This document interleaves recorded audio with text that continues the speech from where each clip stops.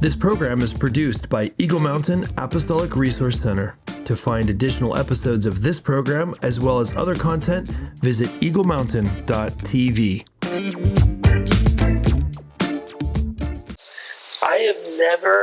I'm going on record right now, I've never had a harebrained idea. He's had lots of ideas that have hair on them. Did you just say I've had lots of ideas with hair on them? Yes. Okay. Oh my goodness. What? The devil? I found him. Why am I not surprised that he's in here? He's over here in this bucket. There he is. Mr. Sin! Not bothering us anymore.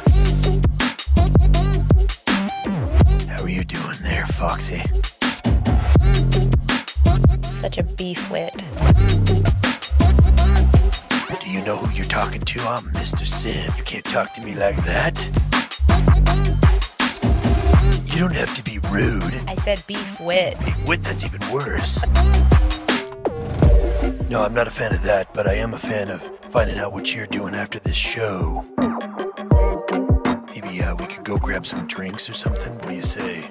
No thanks.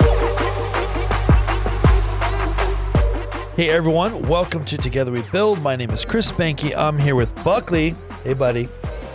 He's ignoring me. Which also has a new middle name now. What was his name? Wafton. Bucklington, Wafton, Behnke, and Prudence O'Haire. Prudence, Yes. What crustacean can grow when intimidating its enemies? The whole sentence I don't know. This about is a that. very serious question. What? Crustacean can grow when intimidating its enemies? Can we define what a crustacean is? It's like a sea. It's like a sea. 'Cause It's I'm like a like non. envisioning like a it's booger or It's a something. non-fish thing, like a crab or a Non-fish thing. shrimp. I think shrimp are crustaceans, right, guys? Shrimp, Okay, crustacean. crabs, right? Not a whale. That's a mammal. Okay.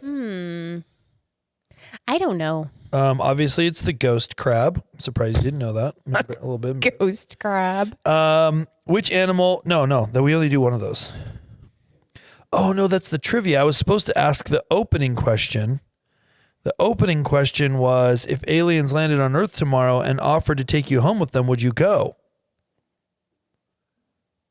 No. Okay. I would have been shocked if you would have said yes. If you would have said yes, I would have freaked out a tad just to be. Well, I guess you know me well, don't you? I know you well with regards to alien captivity. Let's just say that.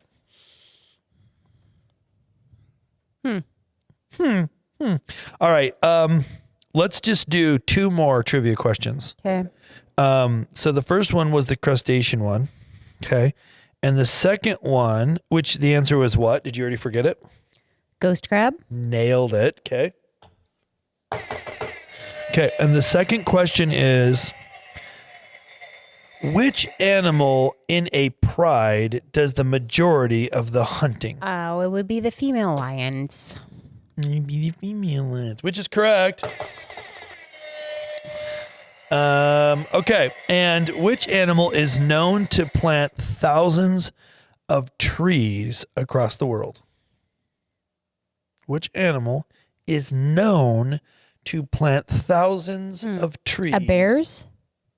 Is it bears? A bears? Bears. Is that your final answer? I'm going to say bears. Squirrels. Squirrels. They bury the nuts and then forget where they are, and the tree grows. That makes sense.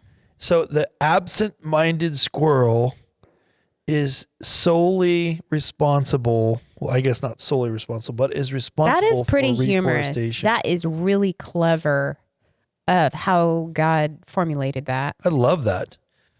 He made squirrels forget where they buried their nuts so that the trees could be planted.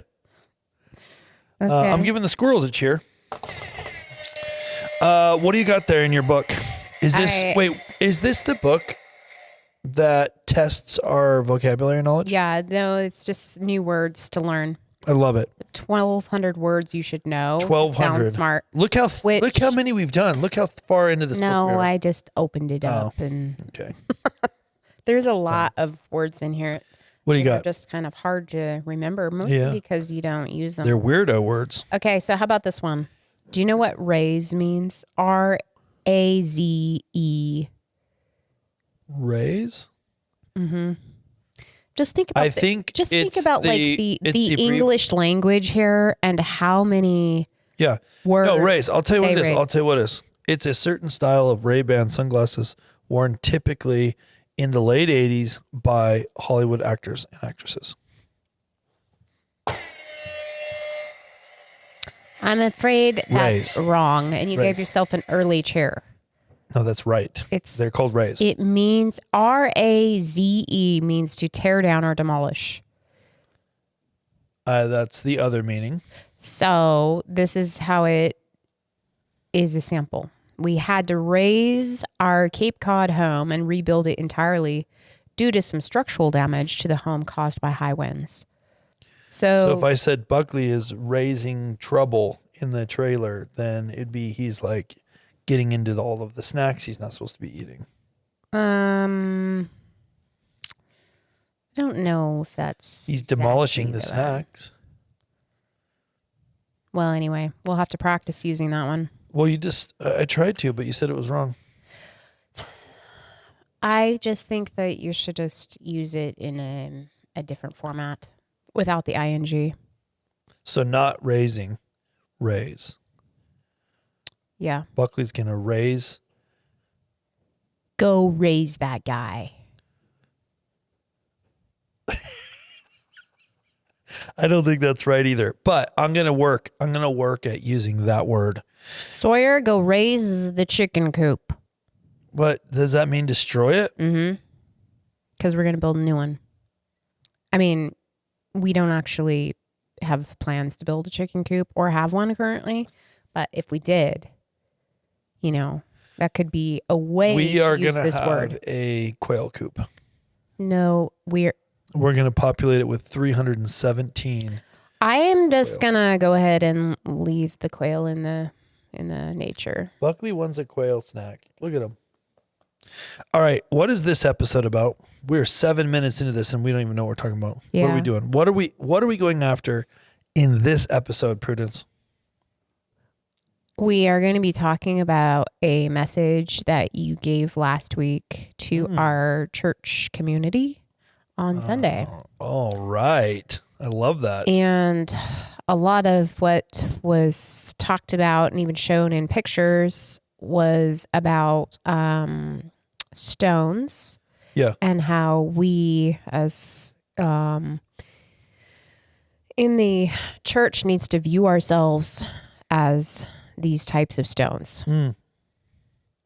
Not to be confused with, being stoned. You don't want to be stoned. No. You want to be a stone. Because being stoned, Not we don't be need to go stoned. into You want all to the reasons be why you shouldn't stone. probably be that.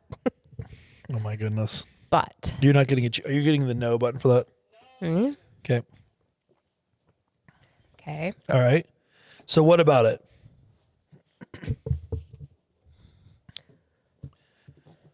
Do you have a clip or something we're supposed to watch? Well, we Get could started? start with the clip. You have one? I have one clip. I just grabbed one clip, but there's lots to go over that's outside of this clip. Let's just start with this clip and we can go from there. Here, let's start with this. Let's start with this. What exactly was your not instigation, your inspiration, your inspiration on That instigated creating this message? So Which, by the way, everyone really, really loved it. Really loved it. Yeah, so you should go watch this. It's called United by Design, Worship Through Our Work.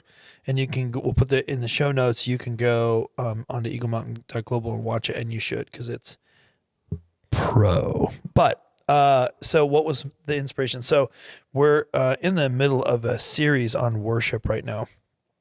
And one of the things that I feel like is misunderstood is what is worship. I think largely people think that worship is singing songs about or to or about a relationship with Jesus.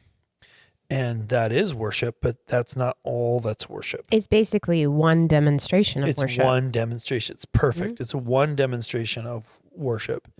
And so basically what I feel like is important to understand is that we are actually designed to worship God in other ways. One of those ways is actually through our work. And in fact, there's a word called avoda or avoda, depending on which YouTube you watch, that says how to pronounce the word. And that word is used interchangeably with both work or service and worship 145 times in Scripture. And it's one of the problems we have with the English language, that a lot of times we just don't have as many words as we should. And so this is a concept that we have separated, that from a biblical perspective, God didn't have separated. And the reason I believe for that, and what I propose in this message, is that God designed every single person uniquely for a particular service on the earth, for a particular reason. So I say this: on purpose, for a purpose, before the foundations of the earth. That's how he designed us. And we're uniquely designed for that. So if I was uniquely designed to be an author, then being an author according to God's design is worship. Now, if I see someone around me that's an author that I really think is cool, and I'm not designed to be an author, let's say I'm designed by God, my mission, the way I'm going to fulfill my influence on the earth and in the area of society is, let's say, auto mechanic, but I feel like it's more righteous and holy and better to be an author, and I try to be an author when I was made to be a mechanic. That's not worship. Even though I'm trying to do it for the Lord, I'm just not functioning according to my design. So that was the premise behind the message. And nowhere in that message do I say we should be stoned. Oh, well, that's good. Because it's, the whole terminology stoned is not great anywhere you slice it and cut and dice it. You mean if you throw stones at a person or get buzzed? Yeah. Both are bad? Mm-hmm. Okay, so you also talk about, you asked this question, you ever ask yourself what would happen if Christians became known for figuring out areas of unity so that they could work together for the kingdom? Oh, man. So that's a pretty great question, because I think that it needs to be asked and really massaged by our brains. What would our church community look like if we could work together in unity and flourish without having all of the problems that we seem to have? I mean, think about it like this. If you were to just look at 1,000 Facebook posts that are in your feed, and you immediately remove all the ads. So there's, let's say, 700 posts left. I don't know what the right ratio is, but it's a lot of it is ads. So you remove all the ads, okay? And then you remove all of the people that are teaching stuff. At least in my feed, there's lots of people I follow that are teaching stuff. So you remove all those. Let's say that you're left with 500. So half of the ads are left. Or half of the posts are left. And you look at those posts, and those posts are made up of, in my feed, largely other Christian people, because that's who I'm mostly connected with, which isn't necessarily good, but it's just the truth. So mostly in my feed, it's those people. If you just, and you have the same people, right, Prudence? So if you were to look at those posts, and a lot of them are people that I know, and some of them are people that I don't know, but what would you say the percentage of those that is identifying places of division versus identifying places of unity? Oh, it's so much more fun to find the problems. I would say it's 90%. Yeah. Versus 10%. Yeah. So we live in a world where we think it's our job to point out places of division. So sometimes this looks like correcting. Sometimes this looks like pointing out someone else's foolishness. Sometimes this point out something that's wrong in the world. And actually, a lot of times it is important to know those things. But like, so I'm not saying it's totally bad to be aware of the things that are wrong or we're in disagreement with, but 90-10 or 95-5 isn't a very good ratio. It's a horrible ratio. We're basically almost 100% focused on things that divide us instead of things that unify us. Mm-hmm. Yeah. Yeah, and so I guess we just kind of have to ask the question, why is that mindset exist and happen so much more than desiring to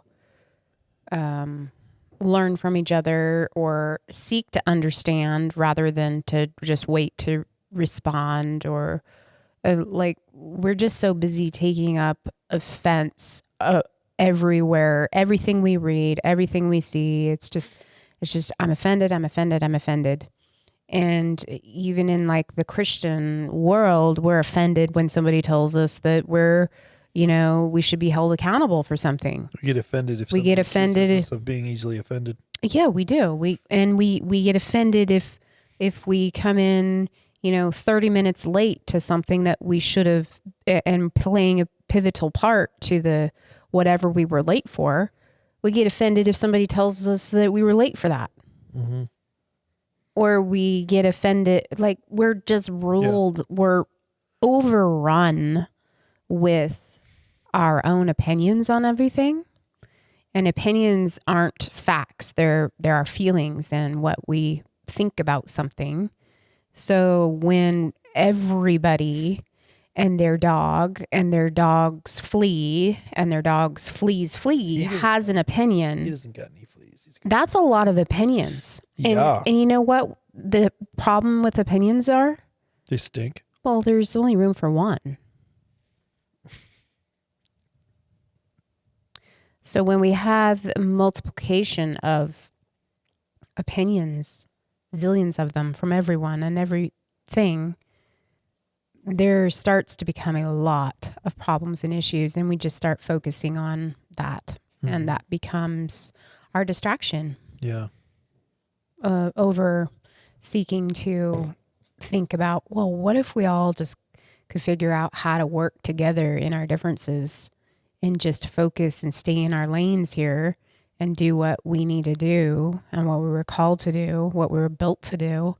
And with Jesus as the head cheese in our life, what amazing things we could accomplish.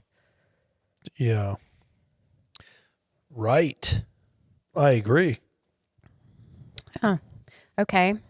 So Ephesians 4:16, from whom the whole body, being fitted and held together by what every joint supplies, according to the proper working of each individual part, causes the growth of the body for the building up of itself in love. Mm-hmm. So you used an example, and maybe you want to just talk about this, about a place that we visited in Ireland. Yeah. What was this, 15 years ago? Yeah. That we were there. It actually feels like it was a longer amount of time. 2007. But actually, I was pregnant with our third child when we went. So it's got to be actually more like 16 years ago. Well, it was in 2007, so. Yeah, so longer. It's not worth doing the math right now. I'm not going to do the math. Okay. I'm not getting hung up. So where are we going with this? Okay, so go ahead and talk to us about the next thing here. So you want to talk about the Gallarus Oratory? Yeah, or if you have a different. No, that's way perfect. You want to go. So so in 2007 we were in Ireland, and we visited this place that my mom was like, "You gotta go see this place; it's amazing." And what it is, here, let me show some pictures. So this is slide 1. This is a picture you can see. Actually, there's Prudence peeking her head through the back window. Here's slide number 2. Now I want you to look at, that's Prudence like touching the wall of this thing. I want you to just look at these stones, how they're intermingled here. Here we are standing in front of it. And then let's zoom in with slide 4 right over the top of our heads. So this is right over the top of our heads. And you can see these pictures. So I was reminded about this building while working through this concept of how we're interdependent on each other. So you can see these stones, like what's amazing about this structure, it's called the Gallarus Oratory, and it's the only one in Ireland that's still standing, and they're not sure exactly how old it is. They think between 1,300 and 1,500 years old. So I've just been saying 1,300, 1,400 years. So it's 1,400-year-old thing, and it's basically was built by early Christians. It's a tiny little church building, and it's still completely intact. It's still waterproof, and it rains a lot in Ireland, and it doesn't get wet inside. It's amazing. There's no mortar, and what's interesting about it is every single stone had to be perfectly picked, like sourced, picked, and then like chipped and like kind of chunked into place to fit perfectly together for this. So when we think about this concept of how interdependent these stones are, and this is the only one that's still standing in perfect condition. Now, they believe the others have all collapsed because at some point in history, someone pulled out a stone here, a stone there. And when you pull out, there's no mortar. So literally you can grab one and pull it out. Mm-hmm. You pull that stone out, like seems like nothing happens, but over time, the weight distribution changes and it kind of degrades over hundreds of years. Mm-hmm. So this one is still in perfect shape. So if you think about the way we're supposed to function, and this is where I went on the message, I went in a lot more depth, but we'll just high level it here. You think about yourself in society, how you're supposed to function, the way God set it up. And if you think of yourself, let's go to slide 5. This is like you think of yourself as one of these stones. So in this picture, you can see like we've circled a stone. Imagine that's you. Like you're playing a really important role. You're playing a role to all of these stones around you. If we go to slide 6, you're discipling the people that are above you. In other words, you're supporting what they're doing. You're coming up underneath them to hold the weight of what they're doing. This is discipling. This can look like all kinds of different things, but essentially, if you don't do that, those stones collapse in because they need you there for stability. If we go to slide 7, you can see that there's stones on the side. And sometimes if you're not thinking this all the way through, you're like, well, those guys don't really need me. But the truth is they do. So if you see this stone to the left of you, if you disappear, now that stone to the left of you is bearing significantly more weight. It's all the weight you should be bearing. So actually the people that are your peers, it's also critical that you're there because you're helping share the load for the stuff above you. And then if we go to slide 8, there's people that are below you and they're holding you up. Those are mentors and teachers and just the things that have come before that are helping you fulfill your role inside the wall, so to speak, your role inside the world. And if you don't have those or enough of those, or you have the wrong ones because the ones that you wanted to put underneath you are famous or cool or they have better hairstyle, then they're not actually able to come up underneath you in a way that actually supports you. Therefore, you're not able to support the people next to you. Therefore, none of you are able to support the people above you, sort of concept. And if you just kind of go back to slide 5 with the picture of you, you can see that there's a lot in this wall. There's literally just this little part we zoomed in on. There's hundreds of pieces, and that's just how life is as well. There's a lot of pieces all connected together that if they're not functioning well, they can't function well if you are removed from your role on the earth. Yeah. And that's where we really went with that. Yeah. So you make a mention that we are missing many of the stones we're supposed to have in our church communities right now. Yeah. I mean, not just specifically ours. We know that ours is missing. Yeah, whole world. But the church in larger format Yeah. is missing a lot. Not of just small stones. churches. Every single church is missing some of the stones that I believe that God called to those specific places. They're not there for one Right. reason or another. So basically, what we're trying to say here is if I don't understand where my role is, how I need to fit in, that I am progressively looking to figure out how to support someone else and in peer roles or maybe even just mentor roles, that support system, or figuring out how to even become a disciple myself. I can't go and disciple other people because I myself don't have the foggiest clue of who I am, Totally. what my identity is, Exactly. and how to even pull myself together. You can't help somebody else with an oxygen mask until you put yours on first. Right. So, And just so I want to make sure that people understand what you're saying, like the analogy of putting the oxygen mask, the way you're using it is you have to understand how God made you and what your role is and do it right. before you can do the parts you're supposed to do. Right. That's what you're saying. Exactly. Yes. Yeah. Yes. You don't want to like skip rungs on the ladder hoping to go places. Yeah, we're not looking for rung skippers around here. Before you're ready to. But I guess that's probably a whole different talk and speech. But the point is that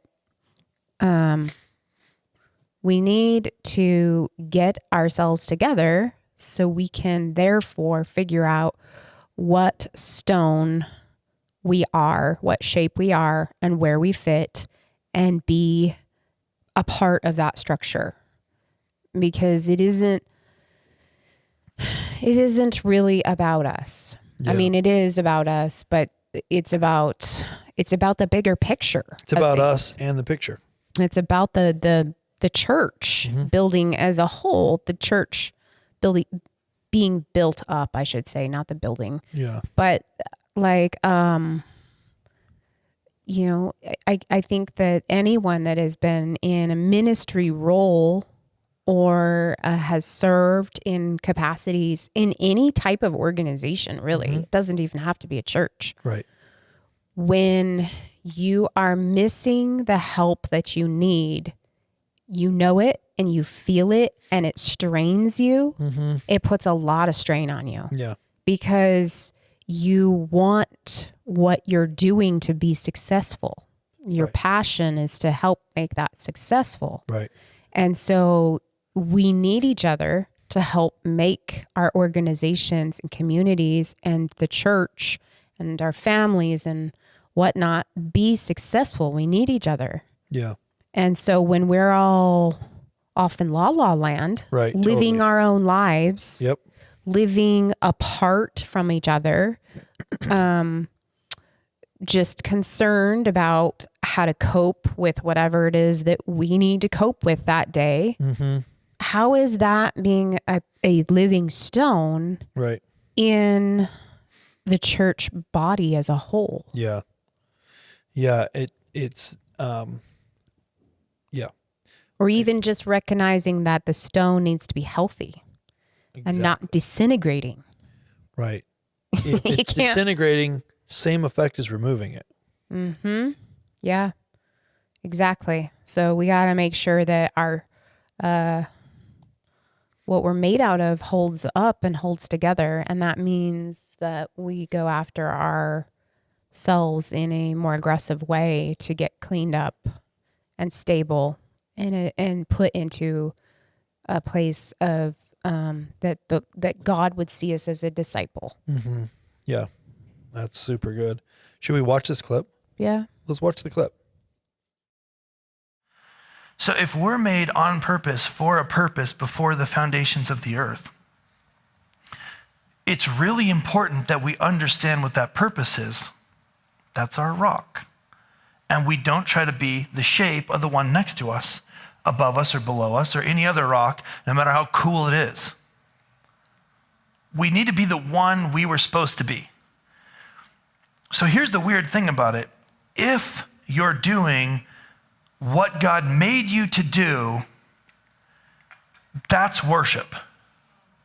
But if you're doing something he didn't make you to do, even if it looks really great, righteous, and holy, and you sound really good on stage, but it's not your rock, it's not worship. In fact, it's the opposite of worship. In fact, there's this concept that we've talked about before. I think Bobby and Becky both taught on it, about esteeming lightly the Lord. It's literally like purposefully saying, no, not good enough. So like not functioning according to our design is actually telling God, you know what, forget what you want. I have my own plan to worship you. But he made us for a specific reason. So like, that's literally telling him he's wrong. So that's just, tying in perfectly with what we've been talking about. But I love that. I love the angle that I never really thought about it like this until the last few years. But when we're actually functioning according to the way God made us, and let's say that he made you to be a dentist and you're doing it like you are just doing it for the Lord. And you're bringing the kingdom mindset into every part of your dental practice. That's actually worship. I think that we get really stuck on worship as being able to sing like Brandon Lake, and it has nothing to do with that. Right. No. Yeah, worship, I agree. I agree that many of us think in terms of the word worship, we're just associating it with music. Mm-hmm. Like, I don't want to miss worship. Right. Or I'm missing out on worship. Right. What are you missing out on? Yeah. Exactly. Yeah. It's just one little spoke in the wheel of worship. It is worship, but it's not one little the only spoke worship. Yeah. in the wheel of worship. So yeah, like we will often call our whole Sunday service worship. I don't know if everybody really knows that, but like that's on design, like the ministry, the giving, you guys, the giving, the music, the message and how it applies and what Holy Spirit does, and coming together coming together to experience the presence of God and worship him through that entire experience over a couple hours. All of that is worship. Mm-hmm. And then on Monday, going and bringing the kingdom into whatever sphere of society you've been called to by the Lord, that is worship. And like caring enough about your children to have tough conversations with them that are uncomfortable, that is worship. So it's basically when we are functioning according to kingdom principles in a way that we are blessing the Lord according to our design, where we're worshiping him through what we're doing to honor him and praise him and give him glory and honor, that's worship. So the question you really got to ask yourself is if you don't feel like what you're doing in your work is actually like blessing the Lord, like you're doing it in such a way to honor who God is, then why not? Because we're called to worship through our work. That's what avoda means. Right. So worship essentially is, when we think of worshiping something, it really means that we are surrendering to something. Yeah, and devoted in surrender. We're devoted and surrendering to something. So when we think about, well, how do we see our lives as a complete worship to the Lord? That just means that we're putting him first and exalting him in everything that we do. Yeah. And everything that we say, everything that we're thinking, when we're involved with stuff, when we're at our job or wherever the case is that where we have him in the forefront of our actions, of how we treat people, of how we think about things, about, making decisions.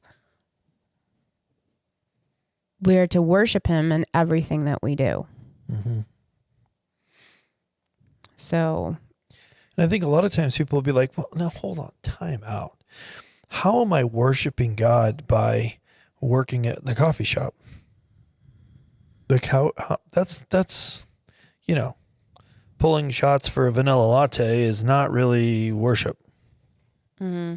What do you think about that, Prudence? Well, somebody needs that latte, and somebody needs somebody to make that latte.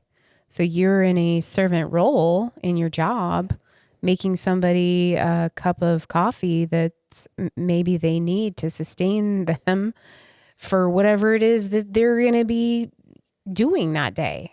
Yeah. I think there's this part of scripture where it talks about the queen of, who was the queen that came and visited Solomon? Sheba. The Queen of Sheba. The Queen of Sheba comes and visits Solomon, and she spoke of the testimony of several things that were crazy. Like the testimony of the clothing that the servants wore was so incredible that it caused her to see a reflection of God through what their clothing was. And she also mentioned the staircase. Like she's going down the staircase, and the staircase was so incredible that she could just feel like it was a testimony to the God that Solomon was serving. And I think that a lot of times we forget that we are a reflection of the Lord. And if we were to think about that every person that we're interacting with at our coffee shop or whatever is maybe an auditor from heaven or something with a little clipboard, like how would we treat them differently? Like, oh man, they're going to report back to Jesus how good this latte is. Like what would we do differently? So we would, most of the time, I think most of us would say, well, I would do such a better job. But what would it look like in the world if everybody was doing that level, just serving each other? We begin to display a picture of what kingdom looks like, because we're taking kingdom principles and we're employing them into every part of our lives. And that is worship. Mm-hmm. And so you say, no, I'm not doing it so good so that I can look good. That's not worship. That's pride, and that's arrogance, and that's self-focused worship. That's like worshiping yourself.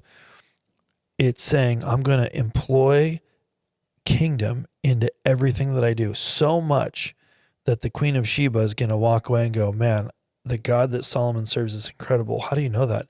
Because just look at the way his servants are dressed. What? Yeah. I mean, you walk down the staircase of the palace and you know the God that Solomon serves. Mm-hmm. You drink the latte and you're like, I know the God that this barista serves, kind of thing. Now that's a little cliche, a little silly, but also not silly at the same time. Like imagine what our world would look like if we were all doing it to that degree, like we were serving Jesus himself, if we served each other in that way. Mm-hmm. Yep. So that's a pretty big mindset shift. Mindset shift. Yes. That's what we're after. Shifting our wrong beliefs, wrong thinking, our ignorance about our identity of who we are. And yeah, that's an ongoing process for sure. So as we wrap this up in 2 minutes and 9 seconds, Prudence, according to the timer, what would you say? How can we encourage people? What do you think?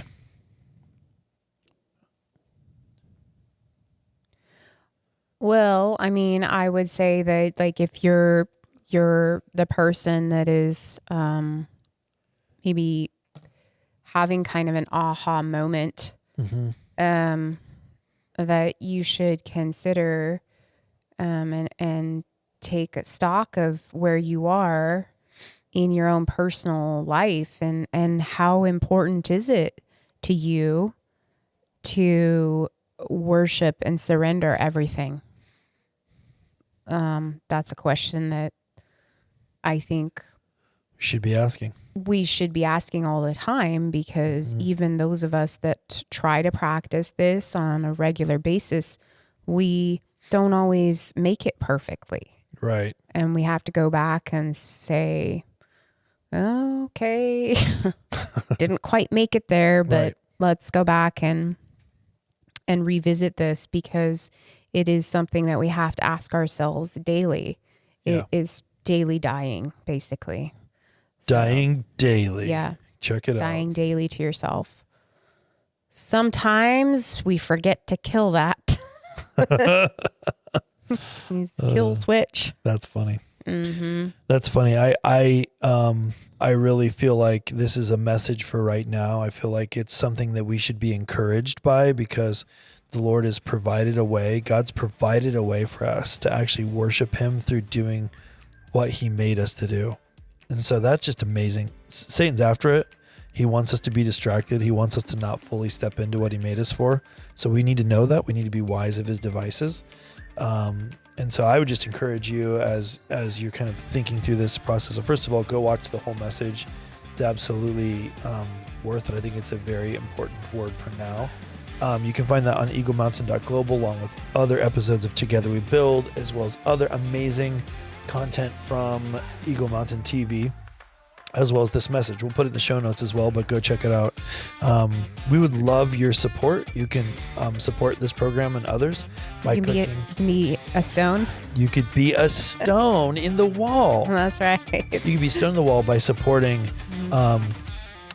this program and others, and everything that we're doing at Eagle Mountain. It's expensive. It's difficult to produce stuff like this. It takes a lot of resources and time and effort. And you can help support this and other programs by going to Eagle Mountain, clicking on the give button, and helping support what we're doing here. We also love to hear from you guys. So let us know. Reach out to us. Hit the contact button. Reach out to us. Also, if you go to chrisandprudence.com, which, by the way, you need to, okay, there is merch there. There's links to Prudence's books. And what else is there? All kinds of stuff. Amazing things, right?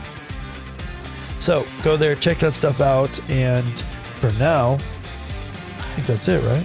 I think that's it. All right. We will see you guys on the next one. See you around. Thank you for watching Together We Build with Chris and Prudence.